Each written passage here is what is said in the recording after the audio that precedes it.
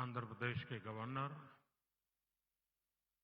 श्रीमान एस अब्दुल नजीर जी, मुख्यमंत्री जगन मोहन रेड्डी जी, केंद्रीय मंत्रिमंडल के मेरे सहयोगी निर्मला सीतारमण जी, पंकज चौधरी जी, भागवत कराड़ जी, अन्य जनप्रतिनिधि, देवी और सज्जनों, आप सभी को national academy of customs indirect taxes and narcotics के इस शानदार कैंपस की बहुत बहुत बधाई।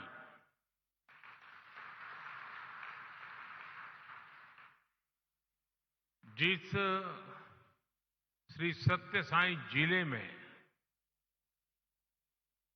जिस क्षेत्र में एक कैंपस बना है वो अपने आप में विशेष है।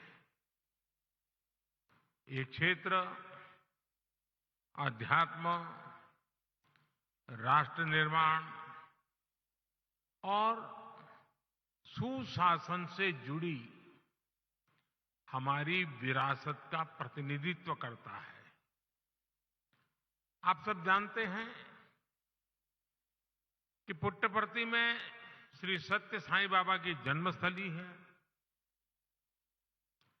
ये महान स्वतंत्रता सेनानी पद्मश्री श्री कल्लुल सुब्बाराव की भूमि है। प्रसिद्ध पपेट्री आर्टिस्ट दलाभाई चलापति राव को इस क्षेत्र में ने नई पहचान दी है। इस धरती से विजयनगर के गौरवशाली राजवंश के सुशासन की प्रेरणा मिलती है। ऐसी प्रेरणादायी जगह पर नैसीन का यह नया कैंपस बना है। मुझे विश्वास है ये कैंपस गुड गवर्नेंस के नए आयाम गढ़ेगा, देश में ट्रेड और इंडस्ट्री को नई गति देगा। साथियों, आज तिरुवल्लुवर दिवस भी है।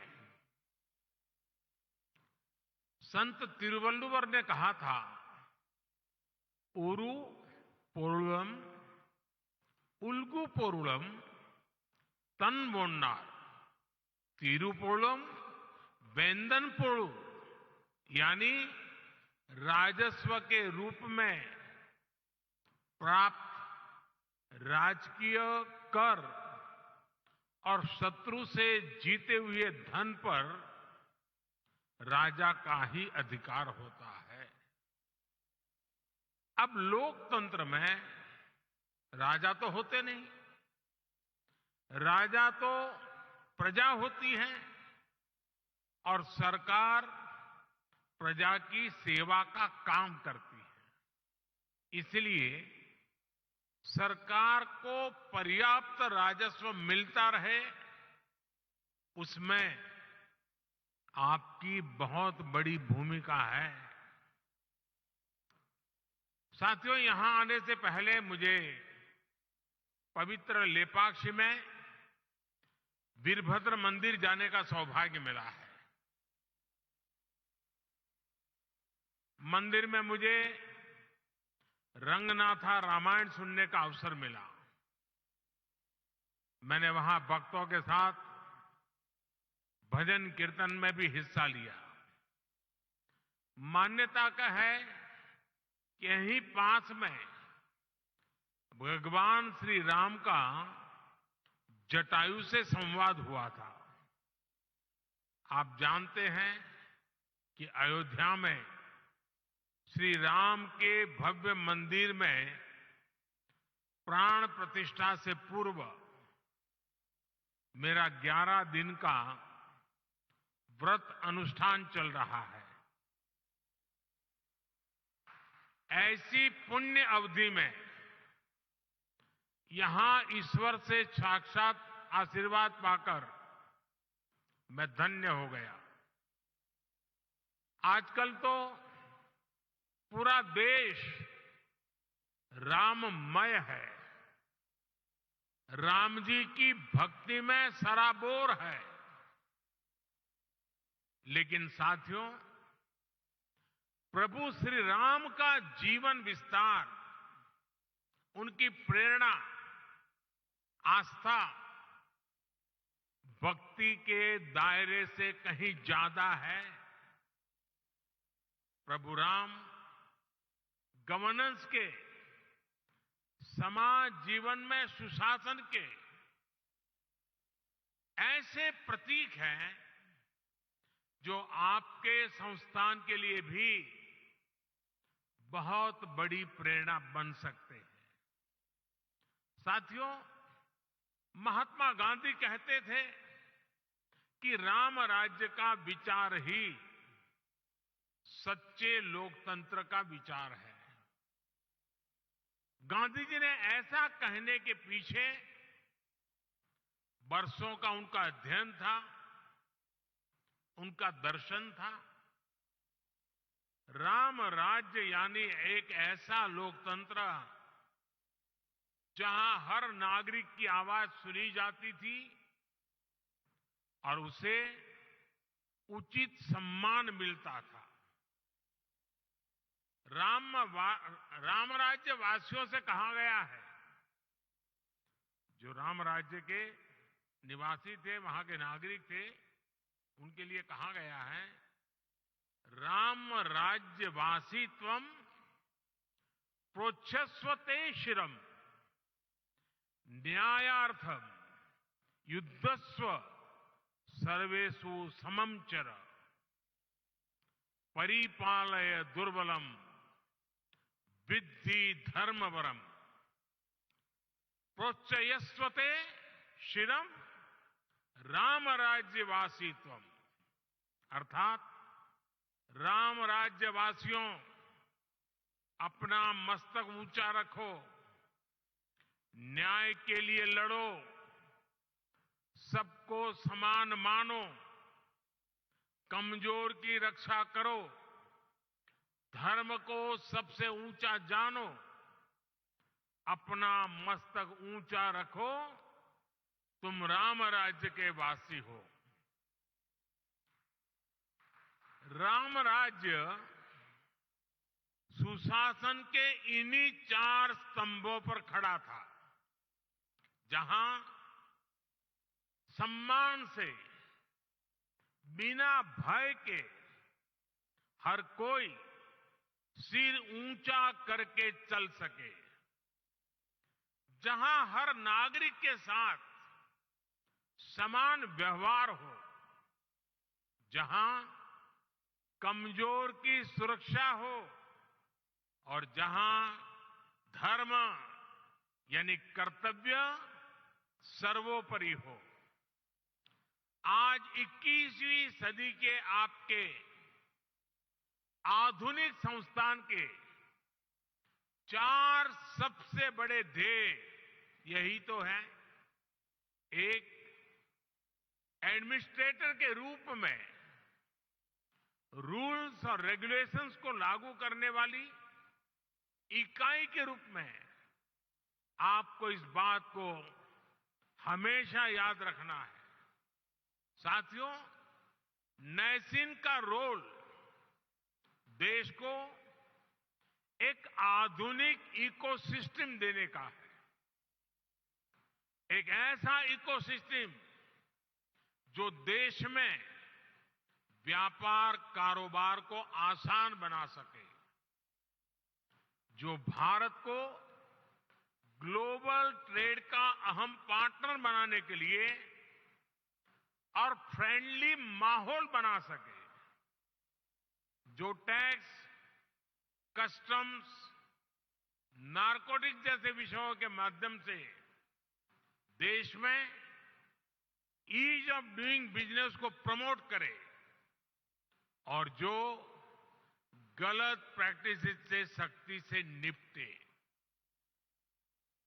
थोड़ी देर पहले मैं कुछ नए नौजवान युवा ट्रेनी अफसरों से भी मिला हूं।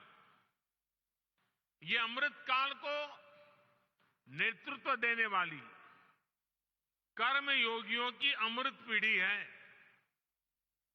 आप सभी को सरकार ने अनेक शक्तियां भी दी है। इस शक्ति का उपयोग आपके विवेक पर निर्भर करता है और इसमें भी आपको प्रेरणा प्रभु श्री राम के जीवन से मिलेगी। एक प्रसंग में भगवान राम लक्ष्मण से कहते हैं, नेयम मम मही सौम्य दुर्लभा सागरांबरा नहीं क्षयेयम धर्मेण शक्रत्वमपि लक्ष्मण। यानी मैं चाहूं तो सागर से घिरी ये धरती भी मेरे लिए दुर्लभ नहीं है, लेकिन अधर्म के रास्ते पर चलते हुए अगर मुझे इंद्रप्रस्थ भी मिले तो मैं स्वीकार नहीं करूंगा। हम तो अक्सर देखते हैं कि छोटे छोटे लालच में ही कई बार लोग अपने कर्तव्य, अपनी शपथ को भूल जाते हैं। इसलिए आप सभी अपने कार्यकाल में प्रभु राम की कही ये बात अवश्य याद रखिए। साथियों, आपका सीधा सरोकार टैक्स व्यवस्था से है। राम राज्य में टैक्स कैसे लिया जाता था, इस पर गोस्वामी तुलसीदास जी ने जो कहा है वो बहुत प्रासंगिक है। गोस्वामी जी तुलसीदास जी कह रहे हैं, बरसत हर्षत लोग सब करसत लखै न कोई तुलसी प्रजा सुभागते भूप भानु सो होई। अर्थात सूर्य पृथ्वी से जल खींचता है और फिर वही जल बादल बनकर वर्षा के रूप में वापस धरती पर आता है, समृद्धि बढ़ाता है। हमारी टैक्स व्यवस्था भी वैसी ही होनी चाहिए।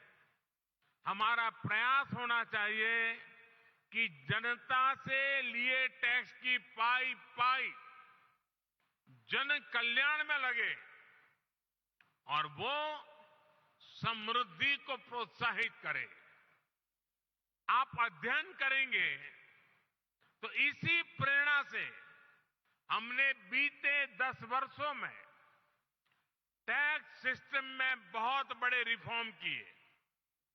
पहले देश में भांति भांति की टैक्स व्यवस्थाएं थी जो सामान्य नागरिक को जल्दी समझ में नहीं आती थी। पारदर्शिता के अभाव में ईमानदार टैक्स पेयर को, बिजनेस से जुड़े लोगों को परेशान किया जाता था। हमने जीएसटी के रूप में देश को एक आधुनिक व्यवस्था दी। सरकार ने इनकम टैक्स सिस्टम को भी आसान बनाया। हमने देश में फेसलेस टैक्स असेसमेंट सिस्टम शुरू किया।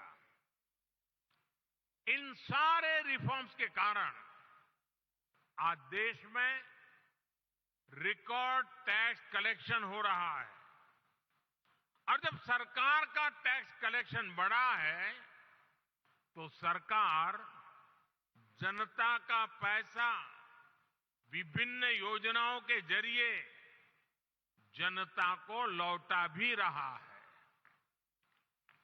2014 में सिर्फ 2 लाख रुपए तक ही 2 लाख तक की इनकम पर ही टैक्स छूट थी। हमने 2 लाख से बढ़कर के सीमा 7 लाख रुपए तक पहुंचा दी।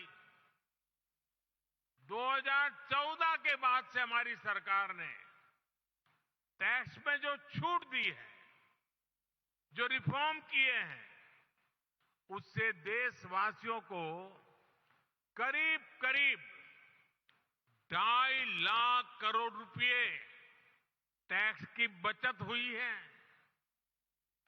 सरकार ने नागरिक कल्याण की बड़ी योजनाएं बनाई हैं, आधुनिक इंफ्रास्ट्रक्चर पर रिकॉर्ड निवेश कर रही है। और आप देखिए, आज जब देश का टैक्स पेयर ये देख रहा है कि उसके पैसे का सही इस्तेमाल हो रहा है, वो भी आगे बढ़कर टैक्स देने को तैयार हुआ है। इसलिए बीते वर्षों में टैक्स देने वालों की संख्या लगातार बढ़ रही है। यानी हमने जो कुछ जनता से लिया, वो जनता के चरणों में ही समर्पित कर दिया। यही तो सुशासन है, यही तो राम राज्य का संदेश है। साथियों, प्राइवेटाइजेशन कैसे हो? अतीत में हमारे यहां प्रोजेक्ट्स को अटकाने, लटकाने और भटकाने की एक प्रवृत्ति रही है। इसके कारण देश का बहुत बड़ा नुकसान होता है। ऐसी प्रवृत्ति के प्रति सावधान करते हुए भगवान राम भरत से कहते हैं, और वो बड़ा इंटरेस्टिंग बातचीत है भरत और राम के बीच की। राम भरत से कहते हैं, कच्चिदर्थम विनिश्चित्य लघु मूलम महोदयम क्षिप्र भार भसे कर तुम न दीर्घयसी राघव। अर्थात मुझे विश्वास है कि तुम ऐसे कामों को बिना समय गंवाए पूरे करते हो जिनमें लागत कम और उसके लाभ अधिक है। बीते 10 वर्षों में हमारी सरकार ने भी लागत का ध्यान रखा है और योजनाओं को समय पर पूरा करने पर जोर दिया है। साथियों, गोस्वामी तुलसीदास जी कहते हैं, माली भानु किसान सम, माली भानु किसान सम नीति निपुण नरपाल, प्रजा भाग बस होहिंगे कबहू कलिकाल। यानी सरकार में माली, सूर्य और किसान जैसे गुण होने चाहिए। माली कमजोर पौधों को सहारा देता है, उसका पोषण करता है, उसके हक के पोषण को लूटने वाले को हटाता है। वैसे ही सरकार को, सिस्टम को गरीब से गरीब का संबल बनना चाहिए, उन्हें सशक्त करना चाहिए।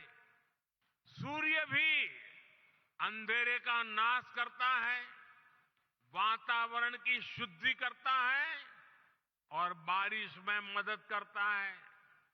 बीते 10 वर्षों में गरीब, किसान, महिला और युवा, इन सबको हमने ज्यादा से ज्यादा सशक्त किया है। हमारी योजनाओं के केंद्र में वही लोग सर्वोपरि रहे हैं जो वंचित थे, शोषित थे, समाज के अंतिम पायदान पर खड़े थे।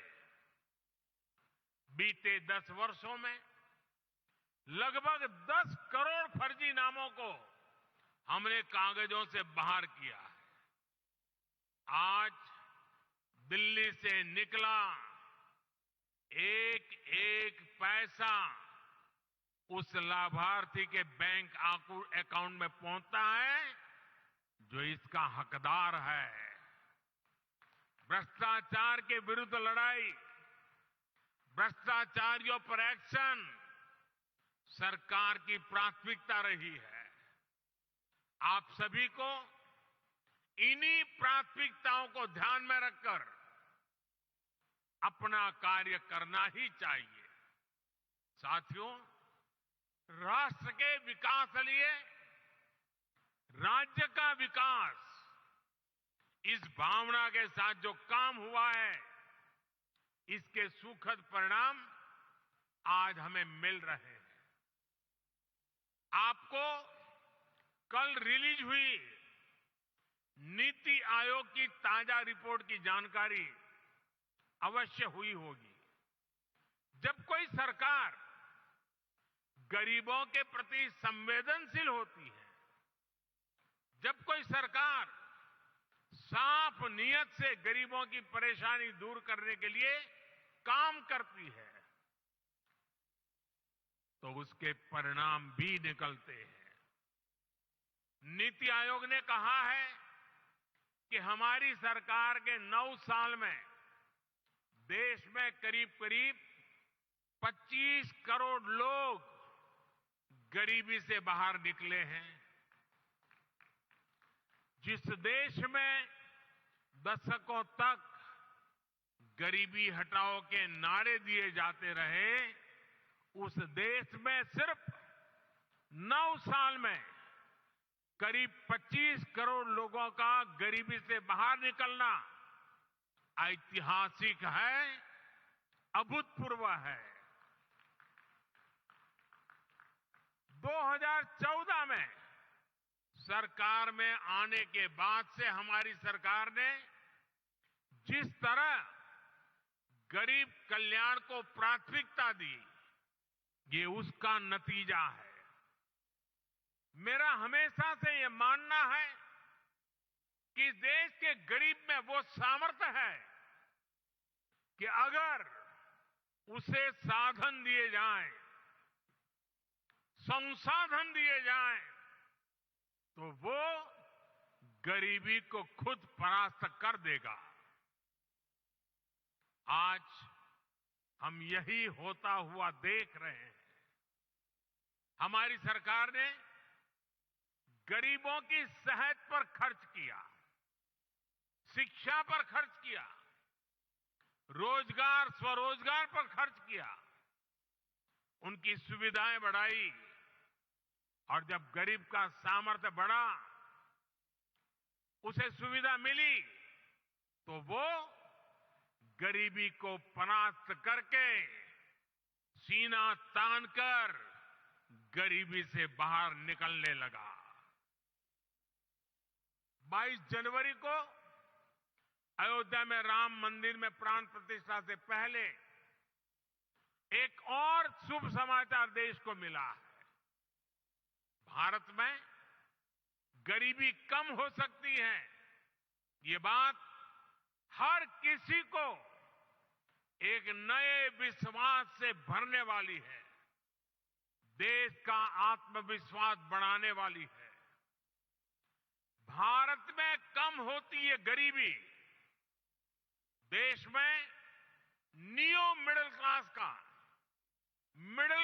का दायरा भी लगातार बढ़ा रही है।